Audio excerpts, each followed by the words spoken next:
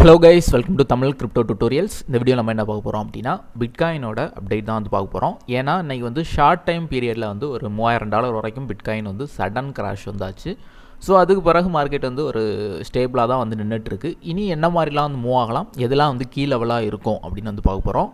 Reason என்ன அப்படின்னு பார்த்தீங்கன்னா, பிட்காயின் வந்து ரொம்ப வீக்ஸாகவே வந்து கண்டினியூஸாக அப் ட்ரெண்டில் தான் வந்து இருந்தாலும் வந்து இந்த ஒரு குறிப்பிட்ட லெவல் அரௌண்ட் 45,000 லெவல் வந்து பார்த்திங்கன்னா ஒரு மந்த்லி சோனில் வந்து மார்க்கெட்டில் வந்து இருந்தனால இந்த ஏரியா மட்டும் கொஞ்சம் அப் அண்ட் டவுன் இந்த மாதிரியே தான் வந்து மூவ் ஆகிட்டு இருந்து. தட் மீன்ஸ் என்ன அப்படின்னா ஒரு நாள் வந்து அப் ஆகும், ஒரு நாள் வந்து டவுன் ஆகும். ஸோ லிக்விடிட்டி கிராப் மாதிரி வந்து மார்க்கெட்டில் வந்து நடந்துட்டு இருந்து. ஆனால் இன்றைக்கி என்ன நடந்து அப்படின்னு பார்த்தீங்கன்னா, டாப் அண்ட் பாட்டம் ஸோ ஈக்குவலாக வந்து மார்க்கெட்டில் என்ன நடந்து அப்படின்னா, மேலே மார்க்கெட்டில் வந்து ஒரு பிரேக் அவுட் மாதிரி கொடுத்துக்கிட்டு மேலே உள்ள லிக்விடிட்டியும் ஹண்ட் பண்ணிக்கிட்டு அப்படியே கீழே டவுன் ஆகி இந்த கீழே உள்ள லிக்விடிட்டி ஏரியாவும் ஹண்ட் பண்ணியிருக்காங்க. ஸோ ஒரு மிகப்பெரிய ஒரு ட்ராப் வந்து மார்க்கெட்டில் வந்து நடந்திருக்கு. சரியா, இது யாருக்காக இந்த மாதிரிலாம் வந்து மார்க்கெட் பெரும்பாலும் வந்து மூவ் ஆகும் அப்படின்னா, யார் பெருசாக அஃபெக்ட் ஆவா அப்படின்னு பார்த்தீங்கன்னா ஃபியூச்சர் ட்ரேடர்ஸ் தான். ஏன்னா வந்து இந்த ஏரியாவில் பிரேக் அவுட் ஆனதும் பைஸ் எடுத்திருப்பாங்க, ஸ்டாப்லாஸ் வந்து கீழே வச்சுருந்துருப்பாங்க. ஸோ எல்லாரோட லிக்விடிட்டியும் பயங்கரமாக வந்து ஹண்ட் ஆகிருக்கும். சரியா, ஸோ இது எதனால் வந்து அப்படின்னு பார்த்தீங்கன்னா, ETF நியூஸஸ் வந்து ரீசெண்டாக வந்து ட்ரெண்ட் ஆகிட்டு இருக்கு. நம்ம குரூப்பில் கூட ஷேர் பண்ணியிருந்தேன். ஸோ இந்த ஜனவரி மந்த் பார்த்திங்கன்னா ஒரு முக்கியமான ஒரு மந்தாக வந்து இருக்கும். ஜனவரி மந்த்லேருந்து மார்ச் மந்த் வரைக்கும் ஆல்மோஸ்ட் நிறைய ETF நியூஸ் வந்து வரதுக்கான பாசிபிலிட்டி இருக்குது. ETFனால் உங்களுக்கு தெரியும், ஆல்ரெடி கோல்டுலலாம் நம்ம வந்து இந்தியன் ஷேர் மார்க்கெட்லலாம் வந்து பண்ணுவோம். ஸோ அதே மாதிரி பிட்காயின்லேயும் வந்து கொண்டு வரலாம், அந்த முயற்சி தான் வந்து நடந்துகிட்ருக்கு. அது வந்துச்சுன்னா பிட்காயின் வந்து ஒரு மிகப்பெரிய பம்ப் ஆகும் அப்படிங்கிறது எதிர்பார்ப்பு. காரணம் என்ன அப்படின்னா, அது அப்ரூவ் ஆகி லீகல் ஆகுது அப்படின்னா ஒரு நார்மல் பீப்புள்ஸ் கூட என்ன பண்ணுவாங்க அப்படின்னா, கோல்டு மாதிரியே பிட்காயினையும் கொஞ்சம் கொஞ்சமாக வாங்கி வைப்பாங்க.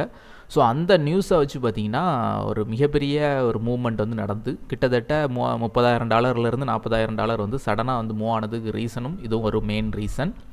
ஸோ அதே நியூஸை வச்சு தான் இப்போ மார்க்கெட்டையும் வந்து டம்ப் பண்ணுறாங்க. சரியா, ஸோ இந்த ஒரு 1 or 2 3 months வரைக்கும் கூட நமக்கு வந்து இந்த வால்டிலிட்டி மார்க்கெட்டில் வந்து இருந்துக்கிட்டே இருக்கும். ஃபியூச்சர் ட்ரேட் பண்ணுறவங்களுக்கு ஒரு மிகப்பெரிய ஒரு நெகட்டிவ் இருக்கலாம். ஏன்னா நிறைய ஸ்டாப் வந்து ஹண்ட் ஆகும் இந்த மாதிரி நியூஸஸ்லாம் வந்து வரும்போது. உடனே within second or fraction of செகண்டில் வந்து ஸ்டாப் ஹண்ட் பண்ணிடுவாங்க.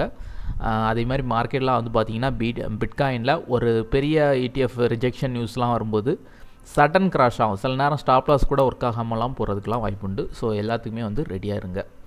சரி, ஓகே கைஸ், இப்போ வந்து நம்ம பிட்காயின் கீ லெவல் வந்து டெக்னிக்கலாக பார்ப்போம். ஸோ இது ஃபண்டமெண்டலாக இந்த நியூஸ் பேஸ் பண்ணி தான் வந்து இன்றைக்கி வந்து ஒரு லிக்விடிட்டி கிராப் வந்து நடந்து. ஸோ டெக்னிக்கலாக பார்க்கும்போது என்ன நடந்துகிட்ருக்கு அப்படின்னு பார்த்தீங்கன்னா, இது வந்து ஒரு வீக்லி அண்ட் மந்த்லி சோன் லெவலில் வந்து மார்க்கெட் வந்து நின்றுட்டுருக்கு. ஸோ இதை வந்து நான் வந்து எந்த லெவலாக எடுக்கிறேன் அப்படின்னா, நான் எல்லாமே கிளியர் பண்ணிக்கிறேன். ஸோ கிளியர் பண்ணிவிட்டு நான் வந்து பார்க்கும்போது இதில் வந்து ப்ரைஸ் ஆக்ஷன் சிக்னல் பேஸ்டாக நம்ம வந்து பார்க்கும்போது ஸோ இந்த லெவல் வந்து நமக்கு வந்து ஒரு ஸ்ட்ராங் சப்போர்ட்டாக வந்து ஆக்ட் ஆகிட்டு இருக்குது. சரியா, மார்க்கெட்டில் நடந்திருக்கு அப்படின்னா மார்க்கெட் வந்து அந்த ரெசிஸ்டன்ஸ் லெவலில் மார்க்கெட் வந்து பிரேக் அவுட் பண்ணி போயிருக்கு, திரும்ப டவுன் ஆகிருக்கு, திரும்ப அப் ஆகிருக்கு, திரும்ப டவுன் ஆகிருக்கு, திரும்ப அப் ஆகிருக்கு, திரும்ப டவுன் ஆகிருக்கு. ஸோ ஒரு பல முறை டச்சான ஏரியாவை வந்து நான் வந்து ஸ்ட்ராங் சப்போர்ட்டாக வந்து எடுக்கிறேன். ஸோ அப்போ மார்க்கெட் பார்த்திங்கன்னா கிட்டத்தட்ட அது 40,500ன்னு இருக்குது. சரியா, 40,000 கூட நீங்கள் வந்து எடுத்துக்கலாம்.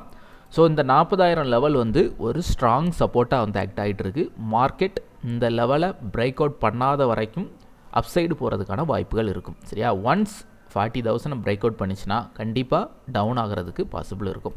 ஸோ இதை நீங்கள் வந்து சப்போர்ட் அண்ட் ரெசிஸ்டன்ஸாக இந்த லெவலையே வந்து எடுத்துக்கலாம். சிம்பிள் தான். இதை பிரேக் அவுட் பண்ணி மார்க்கெட் டவுன் ஆகுதுன்னா இது கீழே இந்த லெவலுக்கு கீழே வந்துட்டுனா இதை நம்ம ரெசிஸ்டன்ஸாக எடுத்துக்கலாம். ஸோ அப்போ 40,000க்கு மேலே போனால் மட்டும்தான் திரும்ப வந்து பை பண்ணணும்.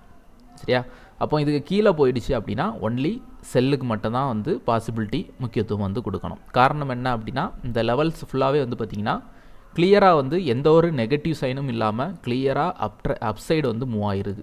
ஸோ ஒரு செல்லிங் லெவல் டவுன் சைடு நம்ம எந்த அளவு வரைக்கும் எதிர்பார்க்கலான்னா, இந்த லெவல் பார்த்திங்கன்னா கிட்டத்தட்ட 30,000 லெவல் $10,000 வரைக்கும் கூட மார்க்கெட்டில் வந்து இந்த ETF நியூஸஸ்லாம் வந்து நெகட்டிவாக இந்த ஜனவரி மந்த்லாம் வரும்போது கீழே $10,000 வரைக்கும் கூட டவுன் சைடு போகிறதுக்கு வாய்ப்புகள் இருக்குது.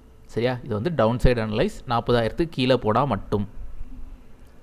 சரி, ஓகே, அப்போ அப்சைடு ETF நியூஸோ ஆர் வந்து வேறு ஏதோ கிரிப்டோ நியூஸஸ்லாம் பாசிட்டிவாக வருதுன்னா எப்படி எடுத்துக்கலாம் அப்படின்னா, ஸோ இதே கேண்டில் கூட நீங்கள் வந்து ஹையாக எடுத்துக்கலாம். சரியா, ஸோ இது வந்து ஒரு லெவல். ஆனால் இந்த லெவல்னு பார்க்கும்போது கொஞ்சம் ஹையாக தான் இருக்குது, கிட்டத்தட்ட $47,000 வரைக்கும் இருக்குது. ஸோ இருந்தாலும் நீங்கள் வந்து இந்த கரண்ட் கேண்டில் ஹையை கூட எடுத்துக்கலாம். சரியா, எவ்வளோ கரண்ட் ஹேண்டில் எவ்வளோ இருக்குது 45,900. ஸோ கிட்டத்தட்ட $46,000 வரைக்கும் போயிருக்கு. சரியா? ஸோ அப்போ இந்த $46,000 நீங்கள் வந்து என்ன பண்ணிக்கலாம், இப்போதைக்கு ரெசிஸ்டன்ஸாக வந்து யூஸ் பண்ணிக்கலாம். ஸோ இதை தாண்டி மார்க்கெட் போச்சுன்னா மட்டும்தான் இனி வந்து அடுத்த மூவ் வந்து $50,000 நோக்கி வந்து போகும். சரியா? அது வரைக்கும் மார்க்கெட்டில் வந்து $40,000 பிரேக் அவுட் பண்ணுறதுக்கான சான்சஸ் வந்து இருக்குது. இன்னொரு ஒரு நியூஸுக்கே இவ்வளோ தூரம் மார்க்கெட் அடிச்சிருக்கு. ஸோ இன்னும் ஒன்று ரெண்டு நியூஸஸ் அப்கமிங் டேஸில் வந்துன்னா என்ன நடக்கும் அப்படின்னா கண்டிப்பாக இந்த 40,000 லெவலில் கூட பிரேக் அவுட் பண்ணலாம். ஸோ இதுதான் வந்து கீ லெவல். பாட்டமில் 40,000 லெவல், அதுக்கு மேலே பார்த்தீங்கன்னா 46,000 லெவல். ஸோ இந்த லெவலை பிரேக் அவுட் பண்ணி போகும்போது அதை பேஸ் பண்ணி நம்ம வந்து ட்ரேட் பண்ணிக்கலாம். ஸோ இது வந்து சிம்பிள் ப்ரைஸ் ஆக்ஷன் மெத்தடில். மற்றபடி ட்ரெண்ட் அனலைஸ் அப்படின்னு பார்த்தோன்னா ஸ்டில் மார்க்கெட் வந்து அப் ட்ரெண்டில் தான் இருக்குது. சரியா? ஆல்ரெடி நான் இதை பற்றி முன்னாடிலாம் வீடியோ போட்டிருக்கேன். ஸோ ஹையர் ஹை ஃபார்ம் ஆகி டில் நோ அப் ட்ரெண்டில் தான் இருக்குது. மேபி ஒரு கரெக்ஷன் கூட எடுக்கிறதுக்கு வாய்ப்புகள் இருக்கும். ஸோ இதை தான் நான் வந்து எதிர்பார்க்குறேன். ஏன்னா ஒரு பெரிய மூவ் மார்க்கெட்டில் வரணும் அப்படின்னா கண்டிப்பாக கரெக்ஷன் எடுக்கணும். நம்ம நினைக்கிற மாதிரி ஒன் சைடாகவே இப்படி போயிட்டுருக்கோம் அப்படின்லாம் கிடையாது. மார்க்கெட் எந்த அளவுக்கு டவுன் ஆகி ரிவர்ஸ் ஆகுதோ அப்போ தான் வந்து நல்ல ஒரு ரிட்டர்ன் கிடைக்கும். சரியா? ஸோ லெட்ஸ் சி என்ன மாதிரி மூவ் ஆகுதுன்னு பார்க்கலாம். தேங்க்யூ ஃபார் வாட்சிங்.